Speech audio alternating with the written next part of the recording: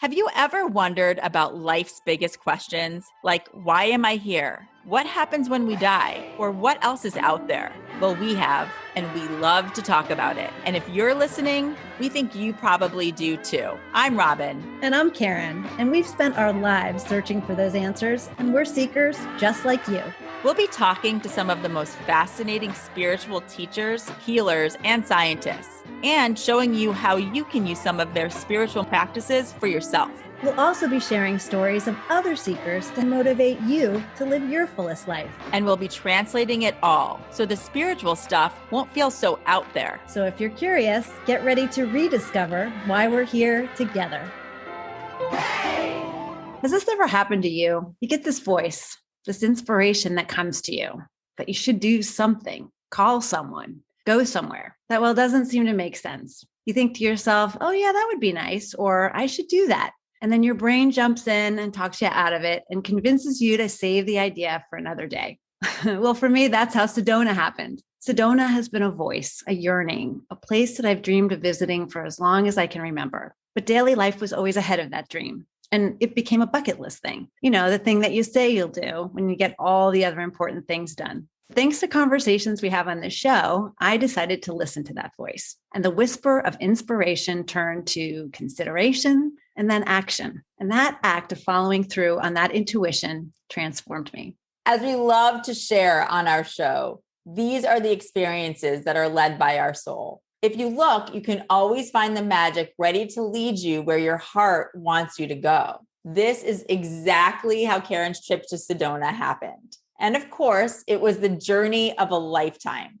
Karen's experience will inspire you to listen to your inner voice and your inner guidance. When you follow that, so do magical results. We'll unpack her Sedona soul adventure experience, the healers she met, and how it is transforming the journey ahead for both of us. Over the past few months, we've had many healers and teachers on our show, and 4 of them in a row who hadn't listened to one another's episodes said they saw Karen going to Sedona in June. It felt like the universe was calling her there. Karen, what finally made you go?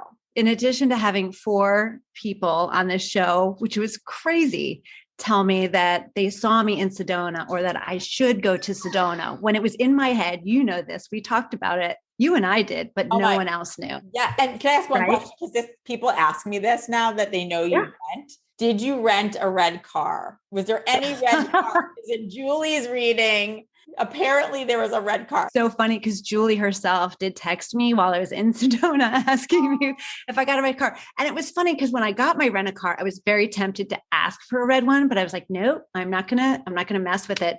I did not have a red car, but I do think there's something about the red rocks and the fact that I was surrounded by that and immersed in that and in those red rocks all the time. That could have been maybe what she was talking about, but I know that it's not my last trip there. So I think that she might be just seeing my future trip. I would agree with that. Okay. So tell us though, how did it all come to be now? Well, it's funny. I think it was on that Julie meeting that we had when she was talking about it. She was so certain. I could tell when she was speaking to us, she literally could see me there. And there was just something that released in me. I remember actually saying out loud, okay, I'm going. And there was in that act of like declaring that I was going to make that initiative to go really triggered me to start looking. And so I did. And I scoured the internet looking for just the right thing, because as many people know, Sedona is a mecca of healers and intuitives, but I didn't want to get sucked into the crowdsourcing of healing when I got there. So I very carefully researched and I found Sedona Soul Adventures, which was perfect for me because it was a one-on-one experience. Didn't mean that I jumped into it. It was in my mind. I was processing, I was looking at the dollars and how much money it was going to cost. And it was really a leap for me to prioritize that this was something that I really needed to do. But I knew it. I knew down to the timing. I knew I needed to be there that last week of June. I didn't know why, but I knew that was the timing for it. And people should know it really took a lot for you to coordinate making it happen, not just financially, but really, I mean, you have a whole family, you have a job, you have this. It was a lot to make it happen. Yeah, it was. And I think it's funny, we'll talk about this too, but it was really the precursor of the biggest lesson I think I learned in Sedona, which I think is what makes it so magical. I think it was that act of not feeling worthy of that money being spent at that time when there's always so many other things of taking that time that really made me hesitate. But for anybody who's listening, thinking about making a decision like that, I also started doing that thing of like, what if I don't go? What might I be missing there? And how will I feel when those dates kind of come and go? And I just knew in my gut, I just had to make it happen, but I just needed to be there. It makes my heart soar for you because I know you also then made every moment count while you were there. And you also were able to go with your mom. She is one magical woman. She is one magical woman, and she's one of my biggest cheerleaders, which is such a blessing. And she was really the one who helped kind of you, of course, as well.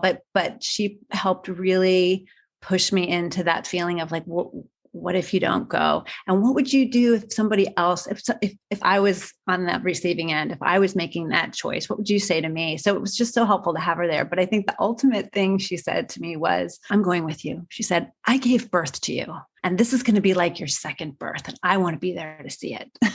Your mom's 80 years old, lives in New Jersey. It's a big deal. Yeah. And there's something about having somebody that knows you super well. Like, we do this all the time, but to have your mom there knowing you in that way, it was magical for me. And it was magical for her too. She too went through her own experiences. I couldn't affirm more for people who are thinking about doing something like this. If you do, it's great to do it, immerse yourself in your own soul and your own experience and have sort of that one-on-one time, but also to have someone there with you so that they can share with you. And so the energy just sort of builds and it has a bigger impact. Yeah. I mean, we feel that on a daily basis because you will have insight for me that I don't see and vice versa. Let's just talk about Sedona for a moment. What makes it this really unique place? It's so funny, Robyn. I didn't know really like what was drawing me there. I had heard about it, but there's so many beautiful places. There's so many enriching kind of retreats I could have gone on. It's that intuitive draw that just calls you that there's something there.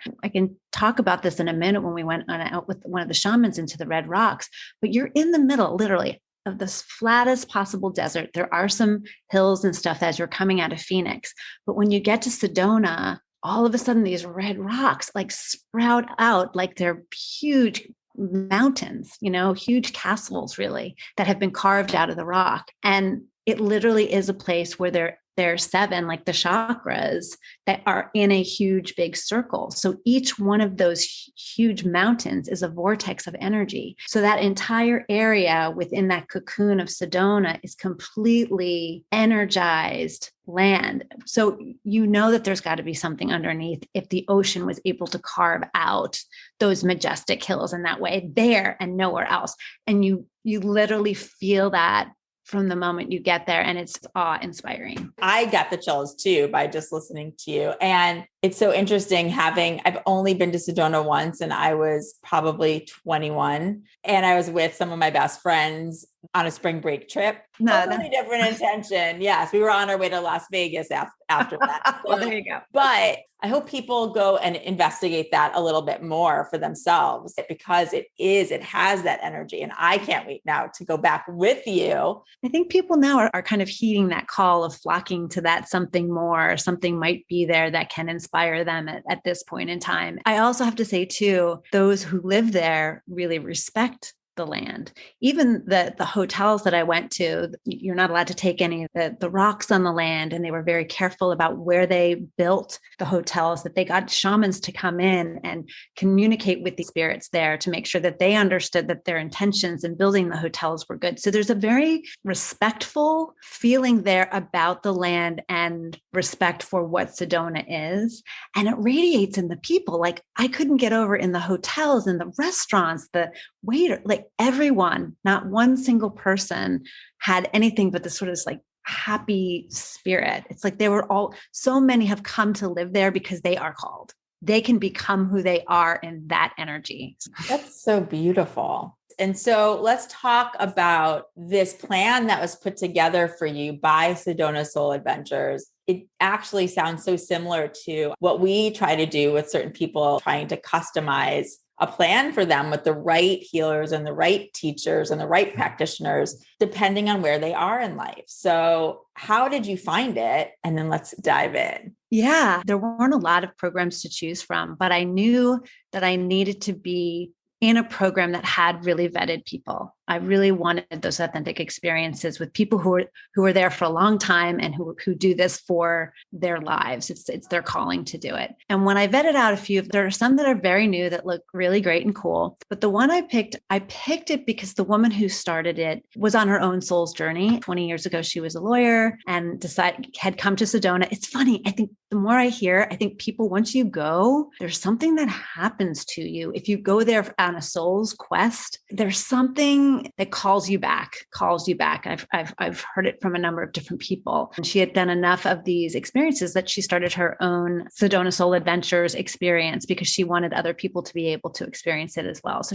this company's been around for 20 years. And what I loved about it is when they called me back, they asked me a whole series of questions, very similar to what you do, your programs. They really want to make sure that they're connecting you with the right person. They want to understand enough about your background so that they set you up with the right program. And there was just that kindness of, we're here if you want to do it. There was no pressure. And when they came back with me with the list of things that they were suggesting, it was perfect. It was all the things that I wanted to do. It was enough going out into the Red Rocks, but it was enough new experiences that I hadn't had before that sounded exciting. Okay, so let's go into your week. And you really packed in a lot in that time frame. They don't require you to take all of the stuff that I did. I was just like, bring it on. My intention when I got there, I said, I know that Sedona is sacred ground, and I want to plant this vision, this dream, this wonderful journey that I know is in front of me in this sacred land that I know is carefully watched over by spirits living in and out there. And I just knew that if I planted this dream at that point in time right there, it was the right beginning of the next part of the adventure. And so that I told each one of the people that I met with that was my intention. And I wanted to just be ready, but know that it was going to be in a nurtured, sacred place. It's so funny, but it even felt right saying that out loud in this environment with these people, right? In some places you would feel like way off, but they got it like right away. So and I bet not everybody's as clear with their intention. To have that clarity and that knowing and the trust and faith, you were following that feeling in your soul.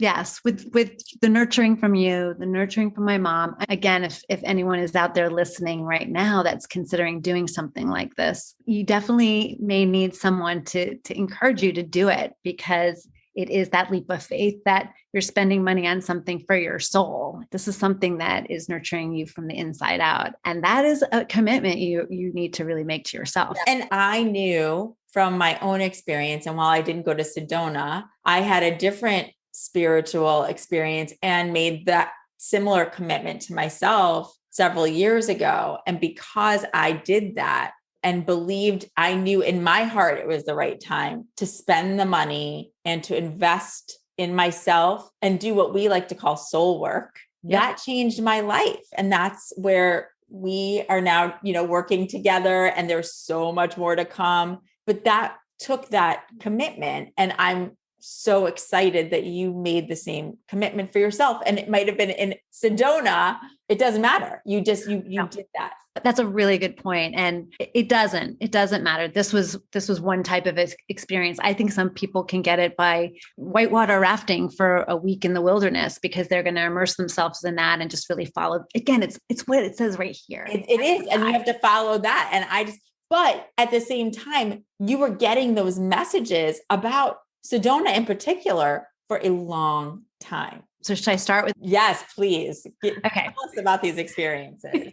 Well, I think what's interesting is they did put things in a really cool order. So the first thing I did was a karmic clearing, which I think our viewers, our listeners know what karma is. But just to clarify, it's anything that you've kind of brought with you in prior lives, things that you've experienced in this life. And I met what also was really fun about these experiences. I went to the homes of these lovely people. And the first one I went to was Christine, who did the karma clearing. And as I was going down, it was the very first experience into the Red Rocks. And she literally lives at the base of one of these amazing places. You think you're going into a national park. Lo and behold, here's Christine's beautiful house with a gorgeous garden. And I go in and she welcomes me, and she was magical, of course, but she, explained that as this, she calls it spiritual response therapy. And it's definitely a practice. It's a learned practice. It's nothing that she's just made up, but it's based on pendulum work, which is not something we've talked about too much yet. It utilizes a pendulum to ask questions. And pendulums are energetically based devices. I told her a little bit about myself and what I was trying to do, my commitment for coming to Sedona. And man, it was just like nothing I've ever seen. Through the whole experience, she would ask questions, but then she would clear any kind of past, present, or future karma so that it would just really, it's an energy about me clearing. And she found a lot of things out about me that I kind of already knew, like some past life stuff I was carrying with me. Like what? All right. I got to get in the nitty gritty. I know. I've always said, I don't step into the light easily. I always just feel it's an ego-based thing. And I always kind of try to shy out of it for that reason. And it's nothing that I've brought with me in this lifetime because I have wonderful parents who've always kind of pushed me into the light. But she explained that, and I knew when she said it, that I have had a series of like 21 different lifetimes where I have stepped into the light and have been either killed or persecuted because of that. And I think a lot of us who are practicing energy now feel that we might have had those experiences in our past lives, right? So it was something that no one has ever told me that in a past life regression, but it was something I just knew was in there. And so just by the means of her acknowledging that that was something in my lifetime was a bit of a relief because it shone a light on something that I was carrying that I didn't understand. And she was able to just clear it. And again, as I don't think I said in the very beginning, she brings in your specific angels and guides. So they're the ones helping to guide this pendulum. So they help guide her with these memories. It's nothing that she's necessarily channeling. She's utilizing these guides and spirits to help. I just loved it because she also, I carried you with me the whole time because that was part of the intention. And so any karma that was associated with anything having to do with our project or our past lives, clear, clear, clear. Thank you, thank you, thank you. That's what I kept hearing her say. Clear, clear, clear. Thank you, thank you, thank you. So at the end, she asked me if I had any questions. And I said, no, it's really helpful. And she was very positive about everything that was going on. But I said, I just have one thing I want clarity on. And she said, what? And I said, speed of manifestation. Lovely. Because I'm getting really impatient because I'm like, I'm here, I'm doing this thing, but I want to move forward now and really live in this. And so she said, okay, well, we can ask how long, it might take for this to all kind of come to fruition. So I said, okay, let's just do it. So she took her little pendulum and she said, okay, how long is it going to take for Karen and Robyn to get this check that they need to move forward? And she's like, oh, 5 months, 5 years, 5 weeks, 5 weeks. It was like, I can't.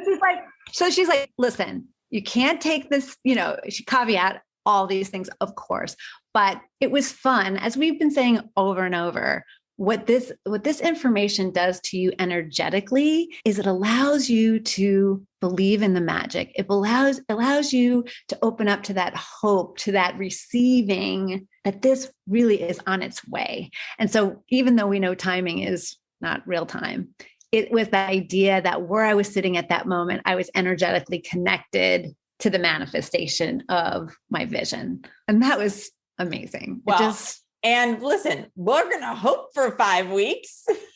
So my birthday, like, why not? Right? Exactly. We know when that will be. And, we have a lot of good momentum. So it could make sense that may be the case, that we get the funds we need to make all of our, visions come true, which if you've been listening, for the same people who said that Karen was going to go to Sedona, they've also said that we have a lot of bigger things to do. So we just need the finances to do it. Exactly. So thanks, Christine, on that. There's just something about having your spiritual angels and guides going, yes, behind the scenes that was such an exciting, energizing way to start. Yes. Well, and I just want to add one thing too, just talking about the pendulum, which, people will also refer to as divination, and having used a pendulum before, not at all in the same way that Christine as an expert uses it. But I think what's really cool about a pendulum in general is you can get them on Amazon. You can get them at your favorite crystal store. And if you were to lay down, have someone hold it over you, hold it over your heart. If you think about something good, you'll notice that the pendulum will stay still. When you think about something that makes you upset, so whether it's fearful or angry, notice what happens to that pendulum when it's above your heart chakra. There's energy there that pendulum is picking up. And so just having done that exercise before, and then to know that somebody can actually use that as their tool, and that there is actually like a guidebook. I have one myself. I've never studied it in the way that Christine clearly does, but then also using that energy and messages that are coming from your guides, their guides and angels. That's really cool. Yeah. I just had to bring it up because I do think that that's something that people can try themselves at home with a pendulum, just to see. It's a tangible way of seeing energy. People can do this themselves. There's no doubt. And not in the same way, of course, that Christine. No, but it's a good clarifier of your own intuition, because so many of us we know, but there's some honesty there's in that energy that shines through. And I just want to add too about Christine, that this process is very scientific. She has this very large book. So it's going through all of like your life experiences. So it is past, it is your health.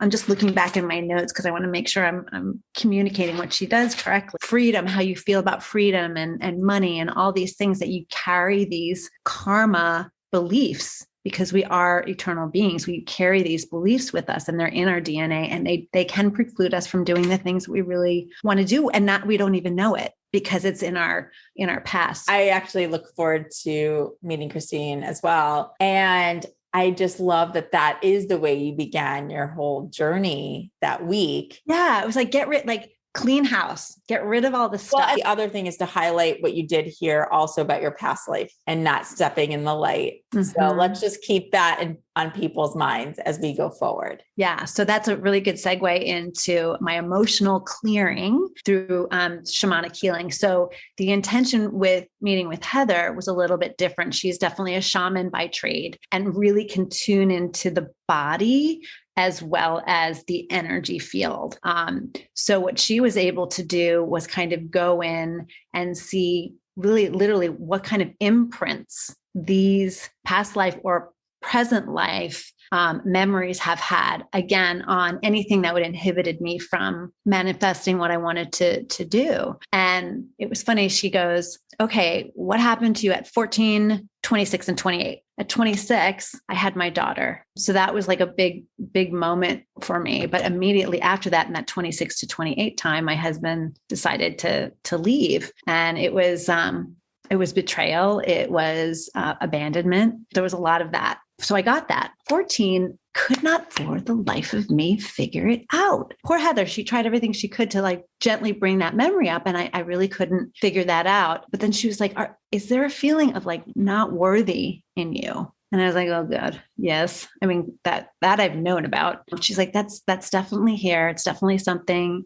that you have to let go of, the fear of being betrayed. And she said, literally, I'm looking at my notes, left with the baby. She's like, you have to let go of that before you go on with this next baby that you're having, which is the project. You have to let go of that fear of being left behind or betrayal or abandonment, because that is something that is, it's in the past. Let it, let it go. And I felt in that moment, she almost removes it from you. And I think a lot of it is the acknowledgement of that. So anyway, I couldn't figure out until I left for the day what the 14 was, but my mom helped me remember that was the time I had just started high school. And I was bullied for a very short period of time because there were two girls that I noticed when I was walking into the school building that were smoking. And I pointed that out to a friend of mine. Those two girls came after me. It was terrifying. And I think that memory of being seen, again, my intention was not to single them out in any way. They just were different from a kid coming from a Catholic school, but I was being seen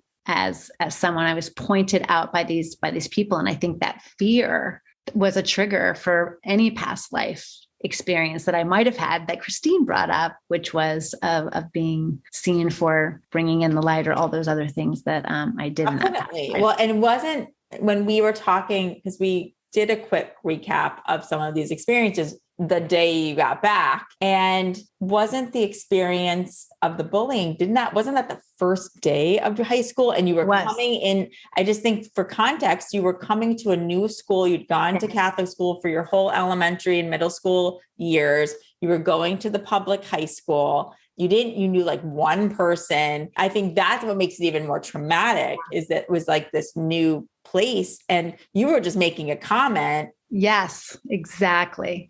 No intention at all. And that's what triggered the fear. So it was that I was seen for doing something that I didn't even intend.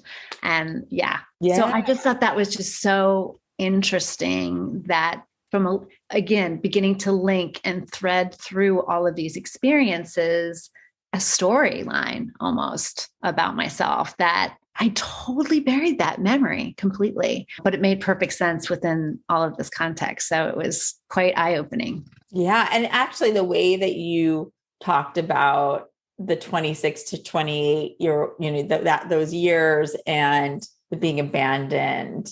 What I did realize is that this cumulative experience is what did it. Yeah. So I think it's great. Like we have one and done kind of experiences all the time. And there's things that are pointed out and we're like, oh yeah, I heard that in that last one. But there's something about this cumulative, different modality, different energies. It's like you're being cleared out from every angle that I think that's what does the trick. Well, and now we can talk about what happened on your next experience. Oh my gosh. I don't want to say I think it was my favorite, but only because it was why I went. I was so drawn to those red rocks and just the energy. I just knew that I wanted to be out there. So I met with my shaman friend, Jim, who drove me out into this beautiful park. By then there was a fire going not too far from Sedona. So it was starting to get really smoky. So we were kind of limited to where we could go. But he said, Karen, I haven't been to this area in a long time. I usually go to another place because it's a lot less touristy. But we were there super early. And he said, I actually love this place the most because where we're going to climb, we're literally going to be in the center of all of the major vortexes. And I said, what do you mean in the center? I hadn't realized how circular they were. And he's like, I'm going to show you. So we climbed up onto this beautiful flat red rock. And as I looked up, he pointed out the circle that I was in of these beautiful vortexes. And he said, that is the splendor of Sedona, Karen. He said, because this is not just one chakra of the planet. This is all of them in a circle. Oh, and I was like, whoa.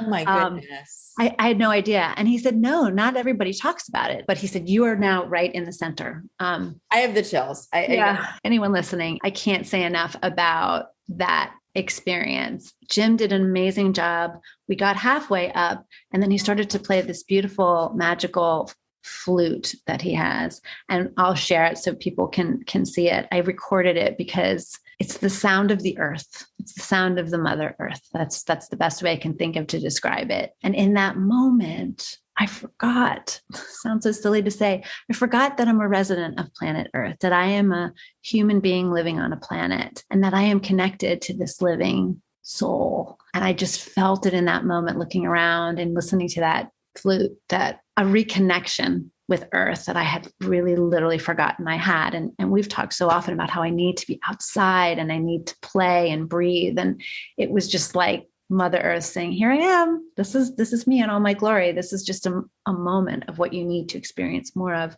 So anyway, we went up further and we did our tribute to Mother Earth, where Jim had all of these amazing offerings, really, from like tobacco to blue corn. And each one of them had a specific intention. I think there were 7 altogether, and we did them slowly, and we did our honors to Mother Earth. And he just would tell the story of what all of this meant. And it's all very ancient, Native American based, which was beautiful. And then he said, I'm going to leave you for a little while. For the first part of it, I want you to just close your eyes and meditate to what you might see. And then I'm going to go off. And then I want you to just have your own time. So in that little period of time, he played this drum and he sang this amazing song. I don't know what it was, but it was just so earthy, so grounding. And I think that was the experience. It was just grounding me back to the earth. And in that moment, I could see myself in this middle of this circle, of which were the chakras of Sedona. And I could see in my mind Native Americans dancing around the perimeter of that circle. And it started to spin, and I could see the meridians of all of the vortexes kind of coming and meeting me right where I was. And I was like spinning in the middle, and I just felt all of the energy coming in to me. And it's like a past life regression. You can close your eyes and you can see it. You just know how real it was. And then I spent the next 10 minutes literally hugging this rock and literally feeling the energy and the sound and the vibration of that place. I have a video of me and I'm like, I'm here. I just wanted to really never forget that I got there, I got there and that I had this incredible experience. So Jim comes back and he gave me a reading on all the spirit animals that he saw around me and all of the meaning towards each of them, which was magical and deep. And then he told me about a astrological vision that he had for me. And I took a picture of it and he said, send it to your astrologer friend and have her take a look. And it's a significant date for you. I just know it's a significant date. Yeah. So we are waiting for Stevie. Stevie's looking at that, but it was grounding, it was clarity. And it was just an experience like I've never had before, that opened me up again to just this needing to be in the land and be on the planet. And like I told him, I said, I spent years on a train. I never saw the sun rise or set, really. I was always, I do know. somewhere else. I forgot how beautiful and how needed it is for us to be connected this way. To be connected and to also realize, I know you used the word awe before, but, and so it's like to be in awe of it all, as well as the fact that we are just this little part of this great big earth is going to keep going with or without us. That's what I think. It was here before humanity came. The earth is going to be here long after this lifetime, right? Yeah. You had that in the like most magnified way ever, just being in the middle of the energy. And the connection, I think. Yes. And the connection. That when we exhale and when we are feeling the earth, right? And then it gives its gift back to us by giving us the air that we breathe. And, as he was saying about the trees and the animals and the earth itself, he's like, that's why if you decide to take a rock from Sedona, you have to ask permission of the rock. Is it willing to come with you? If you cut something off of a tree, they said, in Native American tradition, you leave a piece of your hair back on the tree because it's an even exchange. And he's like, we've forgotten that we are all we're all in this together. And it was just an amazing reminder. It just brought me back to, gosh, what's really important. There's so much to know, I think, is what I learned from that experience. Is there's just so many layers of understanding that we still have yet to explore, but that is offered no matter where you want to look, be it in the land or in your energy, in your body. There's so much to learn that we can utilize to understand ourselves better. Yeah, I know. And I mean, we can't get enough. And I know that there's always going to be something to learn and there's always going to be people to learn from. And so I love that you were introduced to these special people. I think I told you this. I said, for many, I felt like they were, I want to put them in the category of the elders. Yeah, you did say that. They have this deep, long life knowledge. It's this authentic, deep wisdom of their craft that they practice every day. And I think that was the thing. That's what I was looking for in the experience, because I just didn't want to go. And there's just a depth of practice that these people have that I felt was what I needed.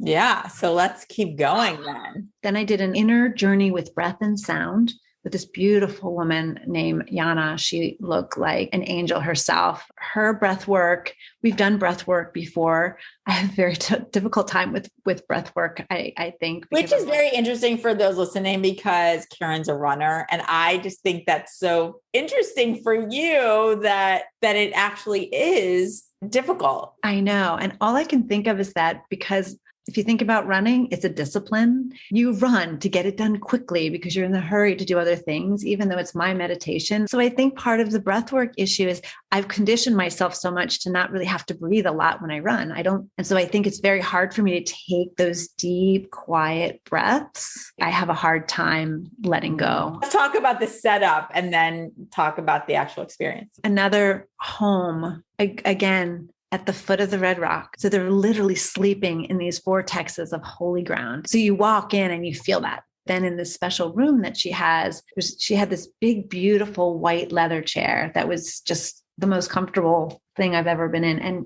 And then in the room itself, she had these surround sound speakers so that it literally immersed you in the sound. It was so beautiful. She sat right at my feet the whole time. So she made sure that I was breathing and that I was comfortable. And she kind of led me at the moments where she could see I was having trouble. She had very custom music, as many do, that went through the chakras.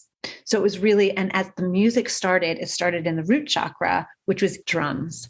So I literally felt I was coming out, took me right back to where I was with Jim, and just kind of continued the experience throughout that. It was an hour and 15 minutes of breath work. So it was pretty intense. That's a lot. I mean, I know for me, I've done 25 to 30 minutes and that's challenging. So yeah. And coming out of the desert when you're like, oh my goodness, that was a lot. I felt I could visualize the extension of that experience in the Red Rocks. And once you got to the heart chakra and crown chakra, the music just broke you. I mean, it was just so spectacular with that surround sound. It was a journey. It really was. So at the end of that day, Karen was tired. It was day 2. My karma felt like cleared, the emotional clearing the first day. I was grounding in the earth. I was doing that chakra breath work, which is sort of regrounding my whole body. And that felt really good. So then day 3, when you look back on somebody that you met that you just know has had like a soul impact on your life forevermore, even though it was a short time, that was Sequoia. That was my emotional clearing that I did. And then that emotional clearing was actually really well timed because again, a lot was starting to churn up. I was starting to really kind of pull out this sort of message for me. I've never really identified with the inner child work so much because I had what I look at as a very idyllic childhood. He talked about identifying your core inner wound. And I'm like, I'm not really wounded. I'm good. Right. So I kind of started off in that sense. And I should also say that we didn't go out to the land. This is the one I did with my mom. Sequoia's work was very different. It was really paper driven. It was really into your brain, into your mind, into your soul, into your memories. And again, like that memory that had cropped up with Heather on the first day, I didn't realize how many, even though they may not have been true trauma, were still my interpretive trauma. And so he went through and he said, I want you to write down 10 things on the right side that were really great about the three key people in your life before you were 11 years old. And my 3 key people were my mom, my dad, and my grandma, right? Those were my 3 closest people. But he said between 1 and 11, a lot of your self-awareness, your self-beliefs are planted within you. I think we all know this, but I was like, okay, this will be a happy list. And then he said, put down 10 things that were, fearful, or they may have taught you that maybe are not so great, which it took me a while, but I was able to do that. And then he said, take a look at the list and see if your relationship with your partner, husbands, reflect any of the good or any of the bad. It's kind of crazy how you see the similarities in things on both sides of the list. And I won't go through the whole exercise, but at the end of it, what you do identify is sort of your core, through a process of elimination of a lot of different things, sort of the core thing. My core one was worthiness of am I good enough? Am I worthy of all this? And it was what Christine brought up. It was what Heather brought up. It was sort of this constant thing of, it was in there, but I didn't speak it ever. And so that kind of came out. And the introspection and the questions asked taught me so much about how we talk to ourselves and convince ourselves that we are not worthy. And it's funny go back to what Christine said. She said, we all come in to a certain extent feeling not worthy. That's almost our mission of coming in and saying, I'm going to find a way to love who I am. And it's so taught out of us through so many things that we learn from that age 1 to 11. I didn't realize that between my past life and the karma stuff that I was carrying around and these imprints of my past, even in this lifetime that I was carrying around, that's where they came from. It was all there, but it was also something that I signed up for. And what Sequoia taught me to look at is, now you know, right? And anytime that something triggers that unworthy or I'm not a good enough, you can almost smile at it as a little beacon of light that it's reminding you, this is your purpose. This is why you're here. You're here to push through that. Once you recognize it, it doesn't have the power. It was magical. He also made me write this list of beliefs that I had about myself and read them to my 6-year-old self. Wow. Oh my gosh. Wow. That's powerful. It breaks your heart. It really does, because he has you imagine this like wide-eyed, innocent, happy, expectant, everything's good soul. And then you, as this grown adult, tell them what you think of them. Oh my God, that makes me want to cry. It really is it's pretty intense. So that's the inner child work. The freeing part about it was I felt that little girl look at me, not disappointed, but say, none of it's true. Right. Remember her all the time. When you wake up, talk to your 6-year-old self. Remember that person and have her close to you in your heart, so that throughout your day, you're like, well, what would the 6-year-old say? What would 6-year-old me? You can't forget it. You just can't.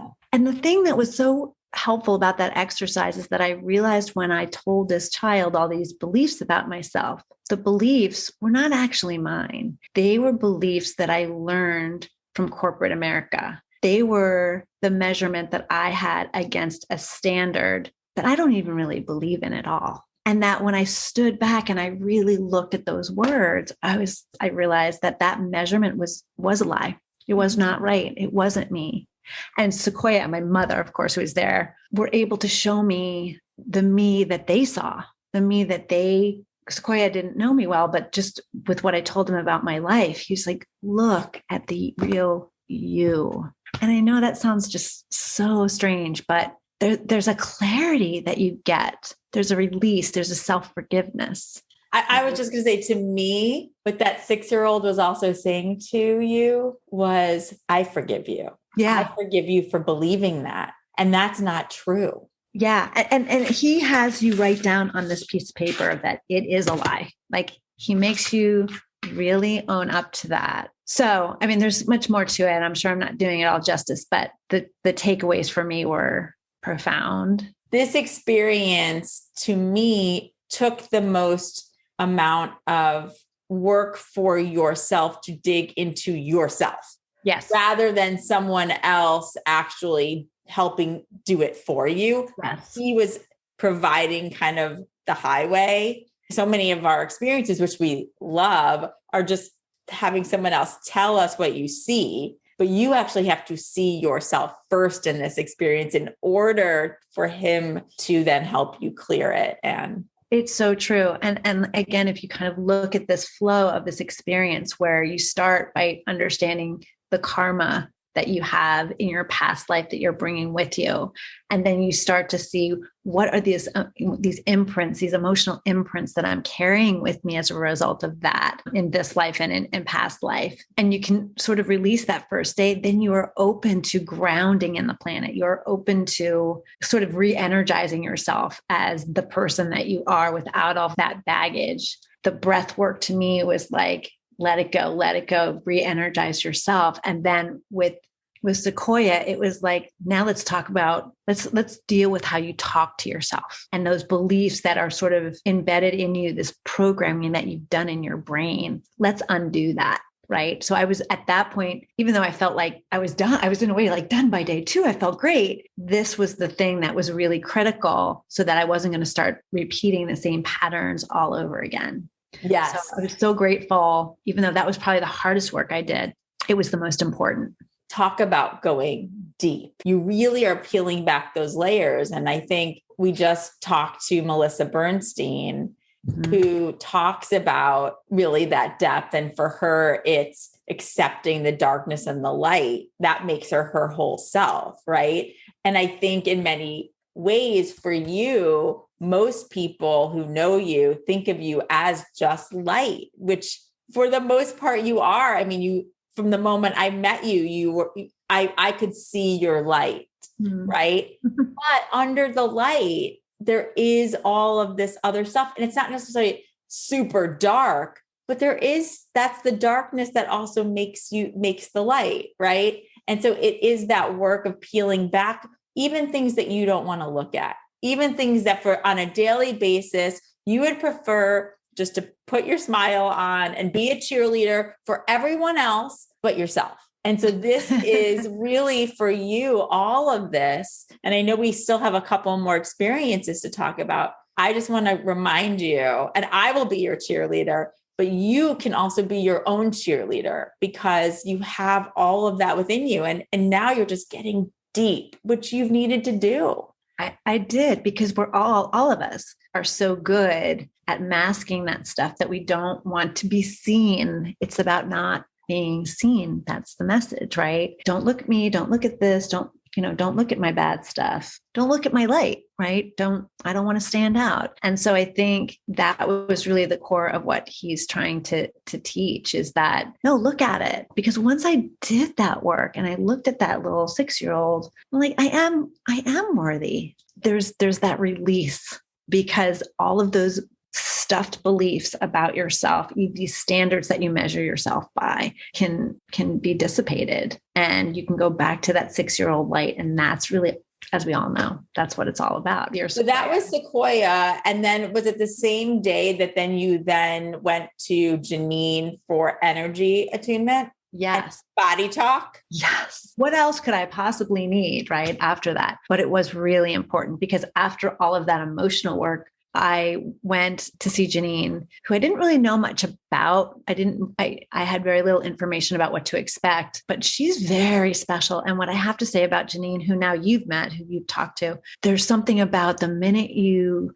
connect with her, there is this golden white light about her. She is a healer. She's just, yes, through and through, you see it. But what was so fun about her is she told me a little bit about herself. She was a McKinsey marketing workaholic and had, done all the typical stuff that corporate people do before she had that moment, of which now we know so many, who she woke up and knew that she was not doing her life's calling, and really went down this path of healing. And this body talk energy healing that she does literally tunes into the body's language that she believes, and she demonstrated, tells you what it needs if you just know how to listen. It's based in kinesiology, which is something that my mom introduced us to as kids when she took us to this guy who was a vitamin doctor, and he literally, you could muscle test.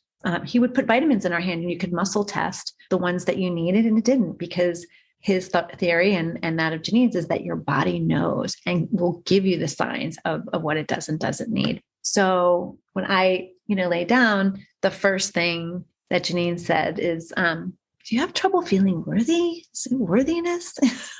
I mean, I have it recorded in case anybody wants to hear it. And I just started laughing because again, I was coming fresh from Sequoia. And she's like, yeah, she's like, the body has more than 8 chakras, right? And there's multiple, I think there's in Chinese medicine, there's up to like 100. And she said, I see your chakra being blocked at your knees. She said, as if your life right now is bringing you to your knees. And I said, gosh, that's exactly how I felt. And so she worked on that, and she really based everything on this love. She's like, that's what I use. That is my tool. And when I'm, clearing you out and I'm going in, I can see all your meridians. I can see where the blocking is. She's like, the body feels love, feels it when it's used as a medicine, and it responds. And she said, most doctors don't necessarily lead with that when you come to see them. But she said, that is my thing. The minute you come in, I can see it, and I work with love. And I got to tell you, she's one powerful healer. Again, I have the chills. I can't stop. I guess all the truths that are coming up today, and having been blessed to meet her this week. And I think unexpectedly, we had this very beautiful soul connecting, heart connecting meditation with her that I think not only helped us with each other, but for our own selves. You can't even express what she's able to do as the facilitator and the healer. What's so amazing, if you look back at these things, right? It's like there's this thread of truth of what I needed to learn. But whether it be spiritual response therapy with the pendulums, then through this whole like what my body is storing, right? Within this emotional storing, to, going out on the land and just regrounding and remembering that I am part of the earth, to reconnecting with the breath and the body. Like that second day was all about the body and the connection there. And then getting into the emotional releasing to the actual physical emotional releasing of what it was. It was like a 3D. Well, and again, for everyone listening or watching, this idea that the first thing that Janine said to you was, do you feel unworthy? Yeah. And I think, again, none of these people knew Karen before she came there, and they weren't talking to one another after she would leave these different experiences. They didn't know what her schedule was like. So I think it's really important for people to take that part in. That's why it's even more validating for you, Karen, and for anybody going through these experiences. When you hear that same message over and over, or messages, you can't deny them. And so then you either are, given guidance as to what to do with the messages, or you're given healing to release certain feelings or things that have been stored. You can't deny them. You have to pay attention. That's just really remarkable. That was your time with Janine. With her, it was that feeling of the last thing we're going to leave you with, Karen, is love. Yes. So that was it. Just the very last thing I'll add is that, they do an integration thing at the end. So you go to meet with someone that you'll meet with a couple of successive coaching sessions after the fact that kind of really helps you distill all your learnings, of which, as you know, there are many, and then come up with an action plan. So when you leave, you're not just, one and done, but you're spending the next 30 days kind of working through and recalibrating your brain to think differently, and, coming up with that plan for what you need to do, which I thought was really great, because then you still have that connection to that person who can help that Sedona experience continue. So you get the real most out of it, even after you left. I think it would be helpful to also talk about what was then, because you were in this state, you've released so much, you're welcoming in this kind of different frequency. You made room for things to come in. You're attracting in new experiences, new people, right? And so let's talk about how now, what was being attracted to you from this experiences, and how does that translate for us? Oh my gosh. So that was only 3 days. Honestly, that's crazy. I want to just add too that I think on top of the experiences of being in this vortex, of sleeping in this energy, right? Of really being immersed, there was a full moon and summer solstice happened. That's right. So after the third day, your energy is off the charts. It would have been really fun. Maybe next time we go, we should do a measurement before and a measurement after. I mean, that would be great idea. So after that, I had made a promise to Robyn that I said, I really want to go and do some scouting around and seeing if there's places we could shoot. If we decide to come back to Sedona, it would be just so great to find the perfect place. And my mom and I, we went and we drove to Enchantment. Little did we know that because of COVID, they literally have a wall in front of the gate. Hotel guests are really the only ones allowed in and out. And I was so disappointed. I hadn't envisioned that. I just thought, oh, it's a hotel. You just go in and take a scout around. So this wonderful security guard comes up to us and says, why are you here? I'm a terrible liar. Which I love about you, by the way. So I was trying to make up a very quick reason. And I kind of decided to just tell the truth. And I said, I work at Discovery and, we're planning this really interesting show. And I really want to scout Enchantment. I think it would be an amazing location to do that in. And he said, well, have you been in touch with our PR department? And I said, oh, someone may have called.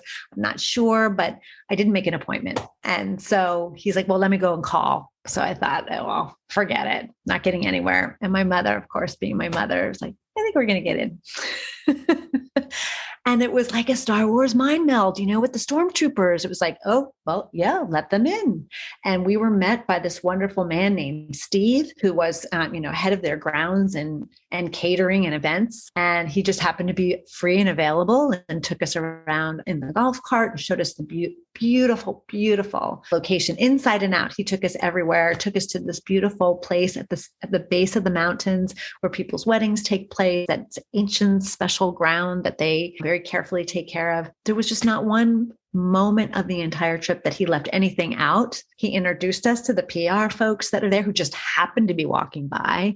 It was just like, it's like when you're in a place of self-connection, it does attract all of this magic into your life because you're like, of course. So it was truly, truly an incredible place where you would have thought we would have not been welcome, where we would have not had any opportunity to meet anyone there. There was no reason we should have gotten in there. So we left feeling very powerful. And in addition, I think what you were able to see for the two of us was that this could be a perfect location to shoot the first season of our show. Yeah. It lends itself to being the right setting within the vortexes to help heal people. I could see it. I think that's what happens when you're so attuned with your positive inner energy. Things just start to crystallize. So yeah. And then, just walking around town, we were able to meet one of the heads of the Sedona Soul Adventures who is looking at their business and really sees the value, sees how,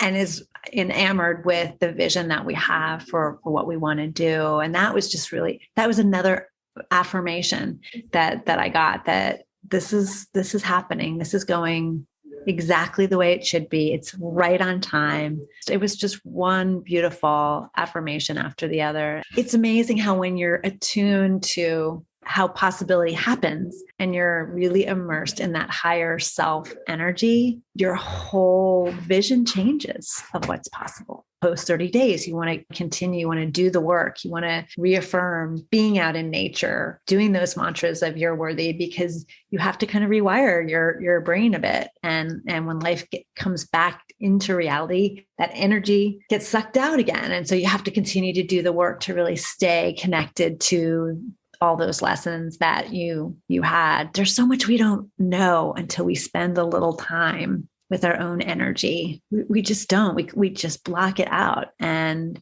these are tools. I mean, there's many more as we know, but these in succession really did the work for me. Yeah. And I feel like what you were given were different pieces of the puzzle, of our life puzzle. Yep. So that you can be and stay on track with what you came here to do. And I think what it affirmed for you is that you're on the right track. It helped clear the path for you to continue on it. And I think what it also did is validate what you and I are looking to do, which is something that hasn't been done before, is to take all of this, as you just said too, with all of these different experiences in kind of an intense short amount of time, but then it's the follow up too. It's not just leaving Sedona and that happened there, and now here's back to my regular life. It's how do I integrate all of the lessons, all of the messages, all of the healing that was done during that week into my daily life and be real, right? We have to be realistic, but we cannot forget that 6-year-old, little girl inside of you. And we can't forget all of the other messages that you were given, right? And that connection to the earth. It is now creating those daily disciplines of integrating it into your life. And that's what we want to do for everybody who's listening, watching, and that may not know who we are at all. We want to do that for everyone. We want to showcase that both on the show, but then we want to build out the right digital platform for people to experience this in their homes. Because the other part too is that the people that you met down in Sedona, most of them do this work now virtually. So you don't actually have to, while I can't wait to physically get to Sedona so I can feel that energy, I also know that not everybody has the luxury of doing that. And you can meet with these healers and teachers virtually now. So it's really exciting to know that there's so much that I know, want to bring to the world. Most people don't know where to start. And that's a great point. Want to help them figure out where to start. And what's that protocol look like? What does that process look like? And then how do you actually integrate it into your life, into real life? Because I think what you and I bring to this whole arena is the fact that we're not living out in la la land. We are living real lives with our families and our friends, and we're also grounded to earth. But we're able somehow to take both this realness, but also integrate all of the magic that we can't see. It's doing both. And that's what we want to help everyone else do and live these fulfilled lives. Thank you for letting me share all of it. Well, and let's also end on 5 weeks. Yeah. So Christine, I mean, let's just I know 5 weeks. So everybody, I'm not sure when we'll be airing this. We're excited that there's manifesting and momentum going on, really giving us the hope and believing in possibility that we hope that everybody shares in their own lives, whatever that means to them. For us, it's getting this project really going. So thank you for sharing. Thank you for sharing, because I know I learned so much from it. And I really hope it inspires others to potentially look into what their spiritual journey can look like. Yeah. And if people who are listening want more information, please reach out to us, because I'm happy to share everything that I've learned. There's a lot there, and there's so many different ways to learn through these experiences. So please let us know if we can guide you in any way. Yes, please do. You can go to seekingwithrobyn.com and you can email us there. Great. Thank you. Yeah.